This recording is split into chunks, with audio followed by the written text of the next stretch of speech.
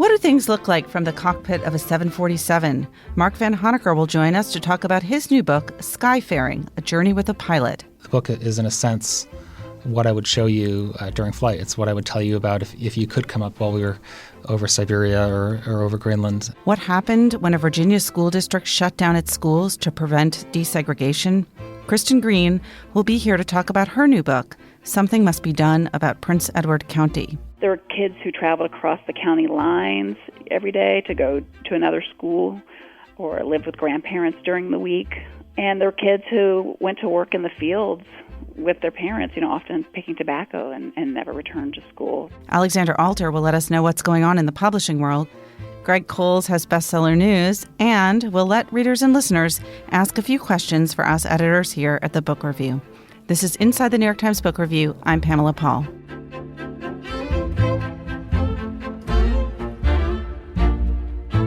Mark Vanhoenacker joins us now. He is the author of Skyfaring, A Journey with a Pilot. Hi, Mark. Hi, I'm happy to be here. A Journey with a Pilot. You're the pilot, presumably, in the subtitle. But it's interesting that you did it in that third person. I kind of wanted to – I didn't necessarily want to be so much about me initially. I wanted to really write about the experience of flying in a very general sense and to compare what you see from the flight deck with what you can see as a passenger. And then as I went along, I was encouraged to put more and more of my personal story into it, into how I got into flying. And so I added those details in. And so the title perhaps reflects those two tensions. You do have an interesting path to becoming a pilot. This is not the first thing that you did out of school. How did you become a pilot? Well, I grew up in a pretty small town in western Massachusetts, and I was obsessed with airplanes. I had, model airplanes hanging from my ceiling. I was always asking my parents to take me to air shows. But we didn't know any pilots, and there wasn't a big airport nearby. And I think if I'd had an uncle or an aunt who was a pilot, it might have occurred to me more naturally to get into it. Aside from that, it seemed like a dream to me. It seemed like becoming an astronaut. And so I followed in other paths. I studied history in college. I started a PhD in history. I did about a third of it. I did the P, I guess. What happened to that? I was studying African history, and I went to Kenya in the second year. It was done in the UK, where a PhD is about 3 years as opposed to the US. So in the second year, I sent myself to Nairobi to do some research, and I landed there, and I suddenly realized that for me, the most exciting part of the trip had already happened. It was the flight to get there. And so then I thought, well, I'd always wanted to be a pilot. Maybe I should figure out how to make it happen. So I made that very difficult decision to leave the degree. And then on the way back to London, I asked if I could go up into the flight deck. And this was a flight we connected in Abu Dhabi. And so they let me come up into the flight deck, and I ended up chatting with the pilots there. And the co-pilot was in his late 20s like I was then. We were right over Istanbul. We were looking down at, Asia and Europe and the sun shining on the city. Both pilots said, "Oh, you should do it. It's the best job in the world." And so then I decided I'd give it a go. And then I needed to save some money for my flight training. But I also wanted to fly a lot as a passenger and travel. And so the intersection of those demands and my talents was management consulting. So I went into management consulting in Boston for a couple of years. Traveled a whole lot as a passenger, often with the airline British Airways that I work for now. Mm-hmm. Went up into the flight deck a whole bunch of times and met pilots that I now fly with. On planes I now fly. Meanwhile, I was applying for these training programs that European airlines have, where they take you from no flight hours all the way up to an airline license. How does that differ from the U.S. Way of doing it? Well, my understanding in the U.S. is that you start your training, and then eventually you start adding ratings, and then eventually you become an instructor, and then you start flying a very small plane, and you slowly work your way up. So you teach before you do? Yeah, that was the traditional path in the U.S., aside from the military, of course. Whereas in Europe, and in fact most places outside the U.S., the more common path is for airlines to take people at a young age and put them through a very rigorous 2-year program, which involves a lot of classroom instruction plus, of course, actual flying. And then you're sort of tied to that airline for life if you're lucky. So you sort of pick your employer before you even go to school, or your employer picks you. Yeah, that's right. And it's everything in the airline industry is driven by seniority. So the question of when I go to work, what days I work, and where I go when I work, whether I work on Christmas or New Year's Eve, is based on when you join the company. So there's a big incentive to stay with your employer. So I applied for the British Airways program and was accepted in 2001. Was that your first choice? It was. British Airways? Why British Airways? Well, when I was a kid, I was obsessed with these really iconic airlines like Pan Am and British Airways were my, yeah. One of those was no longer an option. Exactly. And when I applied, British Airways had Concorde. It had 747s, the largest fleet in the world. At the time, the whole world was its network, and it still is. So you have a choice of airplanes to fly and places to go that's pretty much unparalleled in the world. So it's a great place to be. Did you want to fly the Concorde? When I went for my interviews, I was certainly keen to fly it, but it's actually the 747 that I was obsessed with as a kid, and that I'm still a big kid when it comes to when I walk onto one. What's the allure of the 747? It's just so iconic. It's the shape and it's the numbers. Joni Mitchell sings about seeing 747s over geometric farms. She doesn't have to say it's an airplane. She doesn't have to say it's a Boeing. It's just those three digits which symbolize a whole worldview. That was the plane that opened up the possibility of global travel to the global middle class, and also it just looks great. It's just if somebody described what it looked like, if they said we're going to have this great big plane and we're going to have a big bump in the front of it, you wouldn't think it would look good, but it looks amazing, and I often think that's because it looks like a bird. I mean, the nose looks like the head of just an amazing bird, and the lead designer of the 747, this guy named Joseph Sutter, who wrote a great book about his work on it, was obsessed with birds as a kid, and I like to think that the birds he watched as a boy are something that we see when we see a 747 taking off. A lot of what you write in the book is about the beauty and joy of air travel, and for many passengers today, unless you're in business class or business class plus or first class, flying today is often seen as a terrible hassle and discomfort. And I'm curious if you thought about that when writing this book, that this is a sort of counter-narrative, or to remember the good aspects. Well, the book has really two directions. I mean, one, I wanted to share with family and friends and some passengers what we see from the flight deck that you wouldn't otherwise be able to access unless you're a pilot. But I also wanted, my friends always laugh when I check in for a flight as a passenger because I always ask for a window seat. And, they always say, well, why do you want a window seat now? You've got the best window seats in the world when you're at work. But I love to fly as a passenger, and I love to be in the window seat. I think it's to have those kind of hours above the world, in just the same way that we would sit in a coffee shop and watch the world go by. In the window seat of an airliner, we literally watch the world go by. And I'm often saving books or articles or podcasts for when I'm flying as a passenger. I think it's a very lovely meditative space. I love listening to music. The first flight I really remember well is the first one I had a Walkman on, where I could listen to the music I wanted to. And so the idea of putting music on and watching the planet turn beneath you, watch mountains turn to deserts, to the ocean, is to watch northern lights, to watch cities go by on a cold winter night, and you're flying over Minneapolis or something, and you see this whole city glowing on the snow, and you're listening to music or reading. I think it's a lovely modern space, and I know a lot of people want to work on the plane because they have to work or they want to get online, But for me, I love that airplane mode on your phone when you're flying as a passenger. It's a gift, really, and one that's more valuable. There is this narrative that the magic of flying has been sort of deflating since the 1920s or the 1960s, but I think there's been some recent innovations which really do make it a better experience. I mean, for a long time, you could walk through some airports and get on a plane without actually seeing the plane. I mean, the airports were so dankly built and so windowless. The airport I'm based at, Heathrow Terminal 5, it's a box of glass. I mean, it was built to connect passengers with the air show that's going on all around them.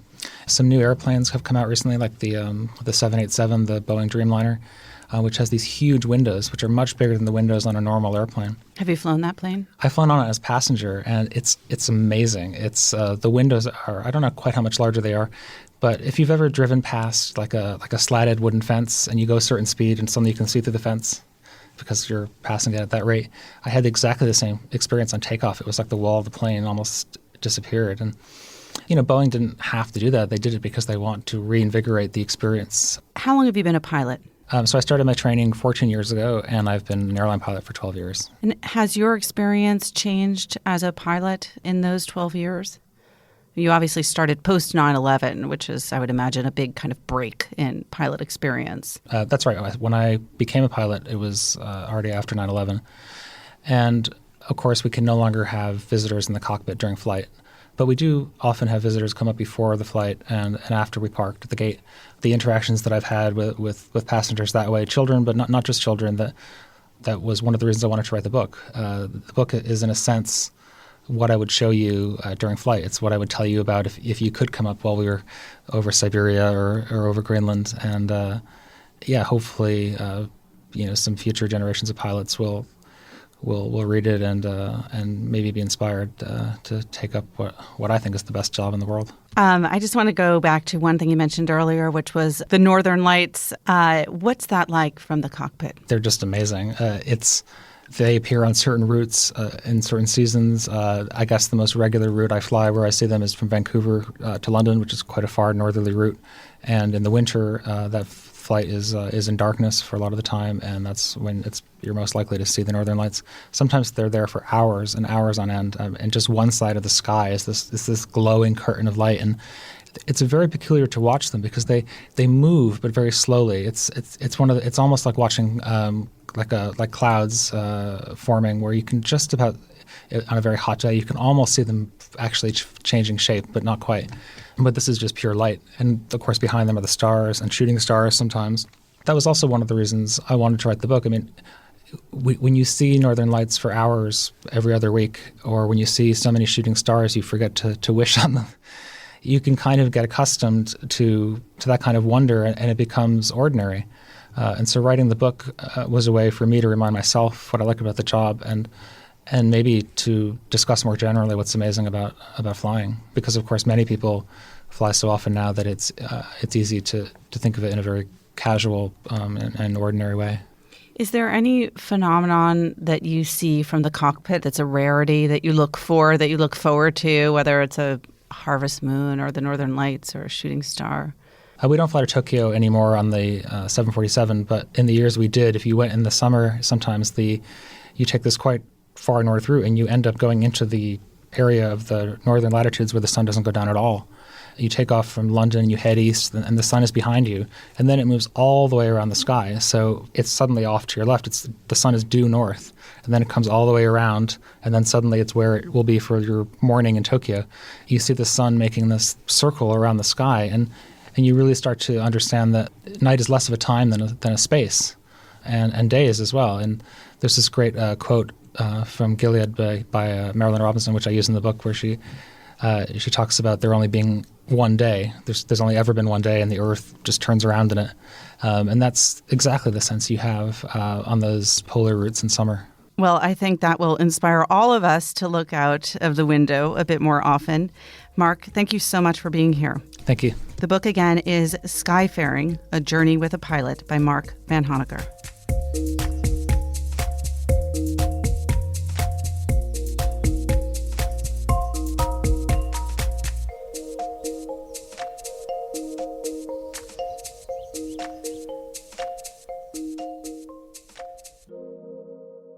Alexandra Alter is here to let us know what's going on in the literary world. Hi, Alexandra. Hi, Pamela. What's new? So I have some suggested listening as opposed to reading for some of our listeners this holiday weekend. Stephen King has released a new audiobook exclusive, and it's sort of tied to the holiday weekend. It's called Drunken Fireworks.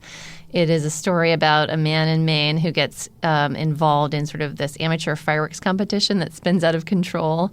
And it sort of captures a lot of things about Maine that Stephen King has often highlighted in his work. But the thing that caught my eye, covering the publishing industry, is that you don't often see standalone audiobooks coming out. It's something that's starting to pick up now as the whole audiobook industry is kicking into overdrive and podcasts are becoming more popular. But this is something that writers have started to experiment with. They're thinking of listeners as much as readers. And so you're seeing writers like the thriller writer Jeffrey Deaver or the science fiction writer John Scalzi releasing standalone audio works. Audiobooks has really become a huge hot category in publishing. It is. I mean, if you look at the growth, it looks the way ebooks looked fact, 10 years ago, it's almost 30% growth in both unit sales and revenues. And the production is up massively, too. Is this because everybody is walking around with earbuds in their, on their heads all the time? And so I think it's, there's really two things driving the trend. One is smartphones. Obviously, everyone has an audiobook player in their pocket now, and that wasn't the case. The books are easy to download and listen to.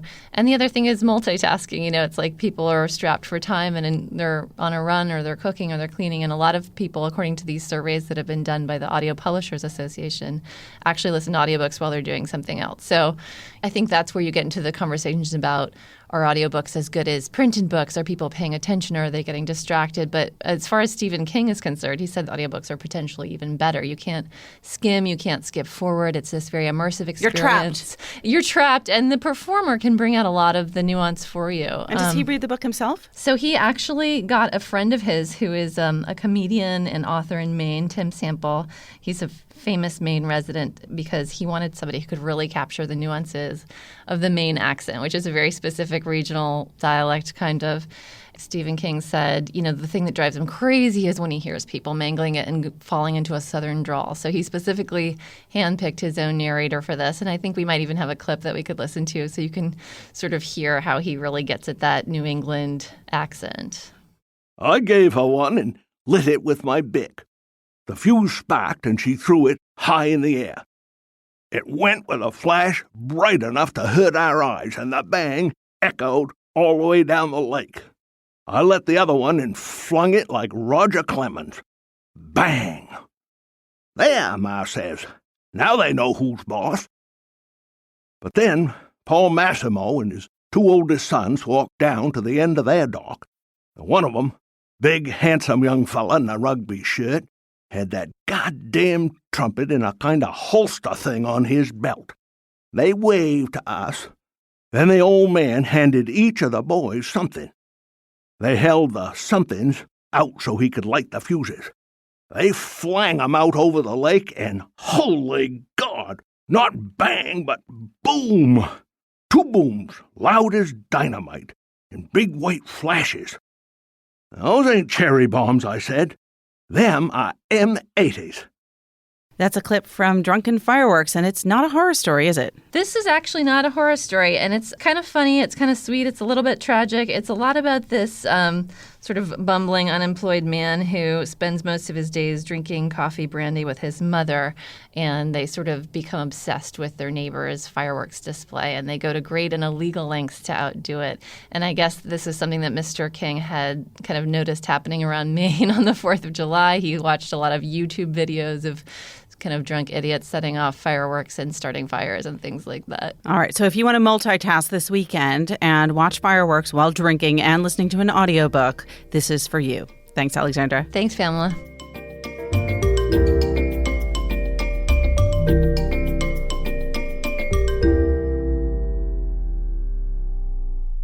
Kristen Green joins us now from Richmond, Virginia. She is the author of Something Must Be Done About Prince Edward County, a family, a Virginia town, a civil rights battle. Kristen, thanks so much for coming on. Thanks for having me, Pamela. Where is Prince Edward County? It's in southern Virginia, about an hour and 15 minutes south of Richmond. So you grew up in Prince Edward County, and you went to school there at a school called Prince Edward Academy, a private school. What did you know about the school when you attended as a child? I knew attending Prince Edward Academy that it was a school just for white kids, but I don't know that I knew the full story of why it started. My parents had also attended this school, which was founded in 1959 by white leaders in Prince Edward County when community leaders chose to close the public schools for 5 years rather than desegregate. This was 5 years after the Brown versus Board of Education decision. And so what years did you go there? So I started in 78 and graduated in 1991. And while I was there, the school admitted its first black students in 1986 in order to get their 501c3 status back. So it wasn't until 1986 that the school officially changed its policy and allowed non-white students to attend. That's right. Let's talk about how this school got started, because it's just such an unbelievable, perhaps all too believable, but still startling story. What happened on September 10th, 1959?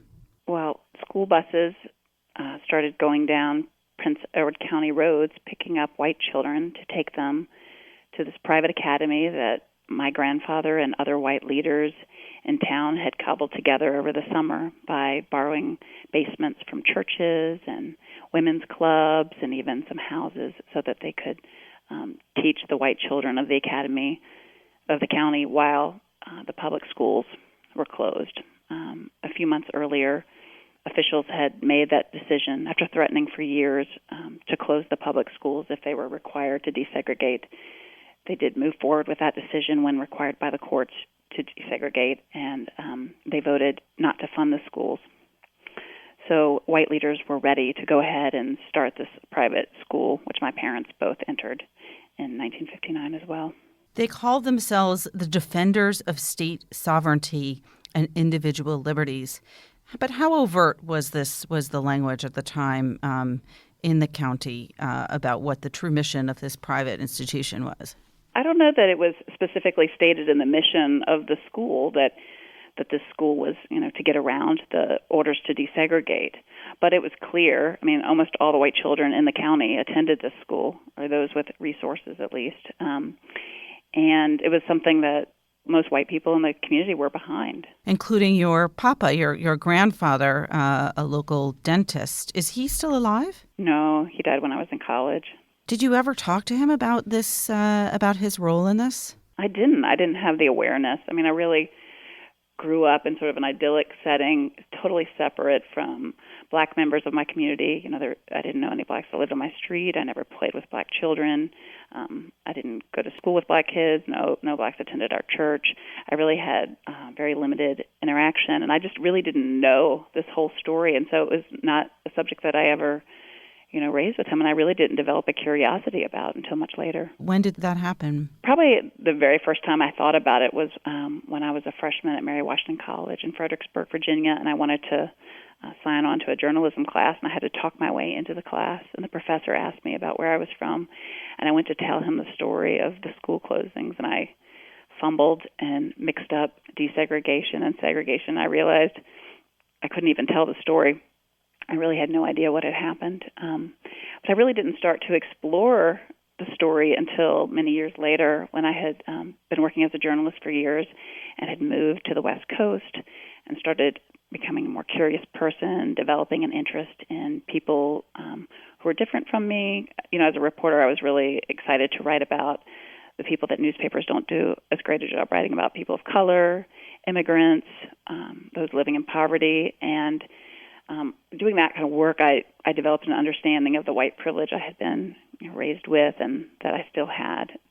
And that's when I started developing more of a curiosity. And then when I moved to work as a reporter in San Diego, a story came out in the New York Times that was writing about this past, and it was the first time I had really seen it written in that way, where sort of a national focus on what had happened there. And around the same time, I met my future husband, a multiracial man of American Indian heritage, and I knew I wanted to marry him, and I knew that my history, my hometown's history, would matter more in the life that we forged together. But you didn't know that it was your family's history at that point. I knew my grandfather, was a founder of the academy and had served on the board the whole time I was in school there.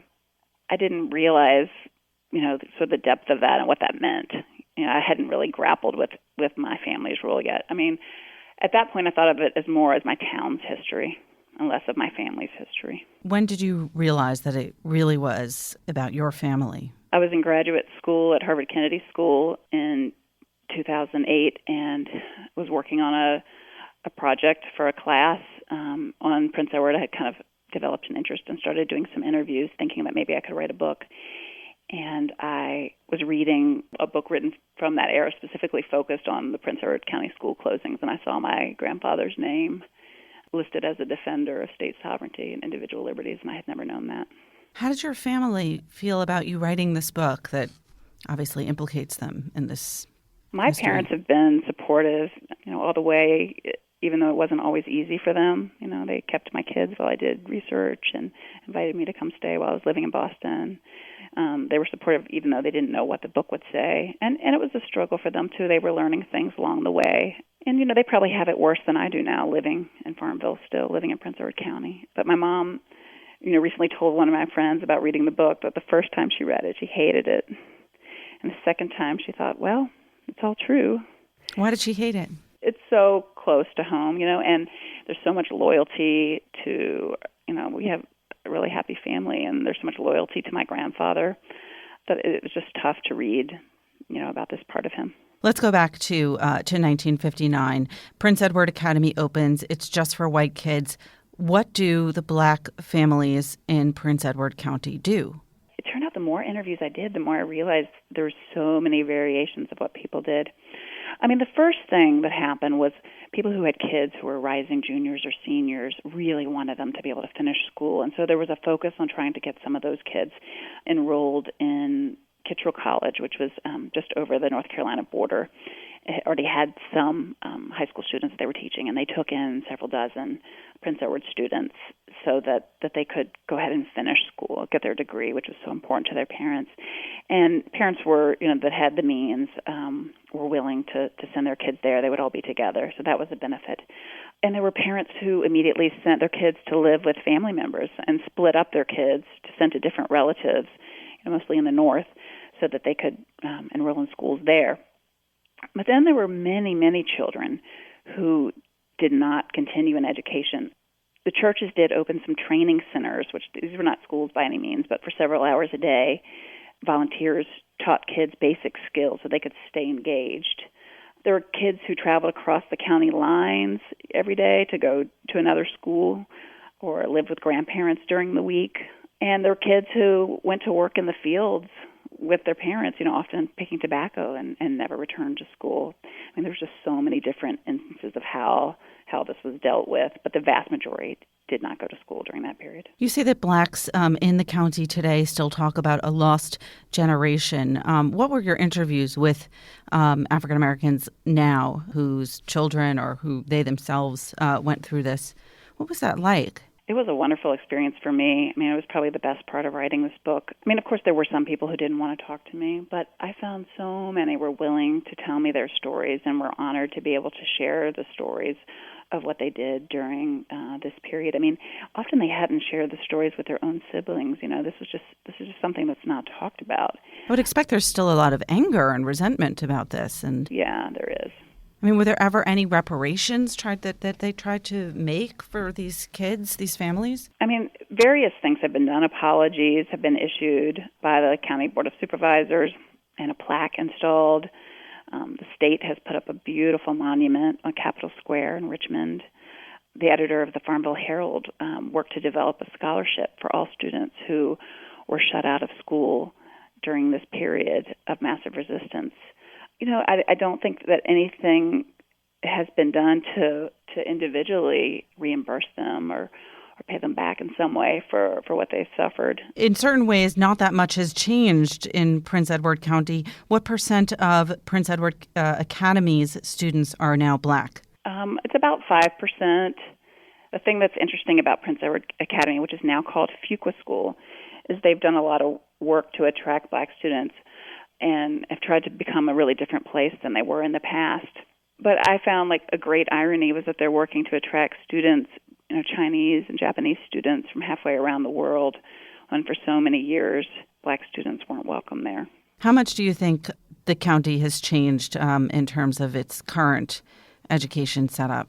I mean, the schools are still underfunded, and in my opinion, many people in the community still view the public schools as the black schools and therefore do not support them. I mean, because of the existence of Fuqua School, white students and their families, a lot of their resources go to Fuqua School. So the volunteer hours, donations, engagement really stays with Fuqua School. And so the Prince Edward County Public Schools still miss out on that commitment from the community.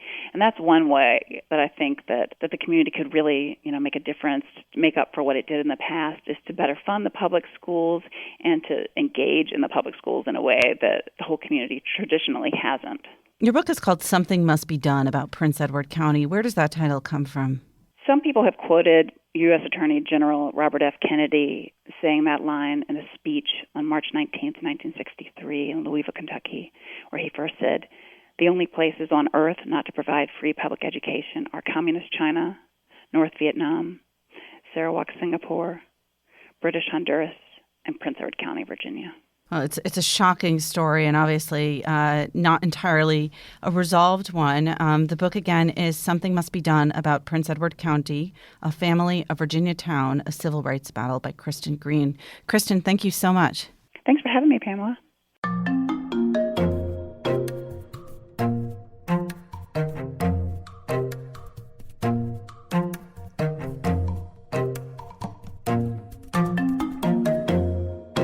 Greg Coles is here with Bestseller News. Hey, Greg. Hi, Pamela. What's new this week? Well, before I talk about the adult hardcover lists, I wanted to jump over for a second to the children's side of things, where there are 3 new titles on the middle grade list. All literary books. Not quite. The 3 new titles might all make you think that books are the new movies or movies are the new books. These are all adaptations from movies that are out now or about to come out. At number 8, Minions, a novelization of a third in the Despicable Me enter. Exactly. The novelization of the sequel of a sequel. Then at number 7, Jurassic World, a junior novelization of a sequel. Of a sequel of a sequel of a sequel, right? I'm not sure. How many Jurassic Park? I think this is the 4th. Wow. Then at number 5, not a sequel, but again, a junior novelization, Inside Out. Well, at least it's a highly original adaptation. All right, what's going on with grown-ups? On the grown-up side of things, in hardcover fiction, there are also 3 new titles, none of them movie novelizations, although it may not be long before the movies come out. At number 7, Janet Ivanovich and Fief Sutton continue their Lizzie Tucker series with Wicked Charms. Then at number 6, Mary Higgins Clark, who's now 87 years old and has been on the list for 50 years or more, has a new book called The Melody Lingers On, a standalone thriller. Then at number 3, James Patterson and Howard Ruffin have a new book called Truth or Die. On the nonfiction side of things, there are again 3 new titles. At number 16, Jennifer Arnold and Bill Klein, who star in the TLC show The Little Couple, they are little people, have a memoir called Life is Short, no pun intended. Then at number 14, Robert Kurson, who previously hit the list with a book called Shadow Divers, has another seafaring adventure tale called Pirate Hunters, about the search for Joseph Bannister's ship, a 17th century pirate ship. And then at number 2, the former Playboy Playmate Holly Madison, who also starred in the E! reality show The Girls Next Door, has kind of a tell-all memoir called Down the Rabbit Hole. All right. Thanks, Greg. I'm going to hold you here for one more minute to talk about questions that we got sent to us via Twitter from readers. And here's a question that's come in that you would be the right person to answer as our resident poetry editor. This question is from Eileen Pop, who tweeted to the New York Times Twitter account, "Are there any poetry books you could recommend? What are you reading this summer?" Well, actually, I love that question because there's so much poetry that gets published, and just for space reasons in the book review, we don't have the room to review a lot of it. And really, there's quite a lot of good poetry that comes out that we just have to skip. So let me talk about maybe a half dozen titles or so that are either just out or coming out soon that I've been impressed with. The poet Major Jackson has a collection called Roll Deep that Norton is bringing out in August. Then Terrence Hayes had a book come out, I think it was in April, from Penguin called How to Be Drawn. Both of those poets are solidly mid-career poets. These are 3rd or 4th or even 5th collections. Christopher Gilbert, who died in 2007 after only ever having published one book, it was back in 1983, called Across the Mutual Landscape. It was an influential book. A lot of people paid attention to it. And then he never did anything else for the rest of his life. Well, Grey Wolf is reissuing that book, but also combining it with a complete second collection that was never published in his life. Instead of being called Across the Mutual Landscape, this book is called Turning into Dwelling. And that book comes out from Grey Wolf next week on July 7th. Ada Limon has a book coming out in September from Milkweed Press called Bright Dead Things. She's often written about her emotions. This book takes a decidedly feminist swerve. The publisher describes it as having some feminist swagger to it, and she's swerve and swagger. Exactly. She's not just writing from the heart anymore. She's really kind of talking about gender issues and getting a little bit more political. Amy Gerstler has a new book called Scattered at Sea, which Penguin brought out in May. She's a very inventive, improvisational poet. There's a lot of comedy in her poems, and she just draws on a huge range of influences from pop culture to antiquity. She's like Terence Hayes. I've called this kind of poet before ADD poets because they're kind of all over the place. There's almost like a hip-hop feel to these poems. Poetry for our times. And then finally, Danielle Chapman has a debut collection called Delinquent Palaces, which Tri-Quarterly brought out in April. It's a little bit more serious than Amy Gerstler or Terence Hayes. It's unabashedly spiritual. It's a real kind of questing and religious book. Not that Chapman herself necessarily believes in God, but she's kind of in constant conversations with God, or she desires God, but kind of doubts whether humans are alone in the world. These poems, the craft of these poems is very strong. They've been published in the New Yorker and other places. They're lovely language, but very serious and very spiritual. So those are all 6 collections that I would recommend. All right. Well, for regular podcast listeners, you now know that Greg Coles does not just read Mary Higgins Clark and Janet Ivanovich, but also other things. Greg, thank you so much. Thanks, Pamela. We are happy to take other questions. If you want to send them to our email account, books@nytimes.com, or tweet them at us at nytimesbooks, or you can tweet them directly to one of the editors here. All of our Twitter handles are on the books page at the Times, which is at nytimes.com/books. Remember, there's more at nytimes.com/books. Our producer is Jocelyn Gonzalez, and you can always write to us at books@nytimes.com. Thanks for listening. For the New York Times, I'm Pamela Paul.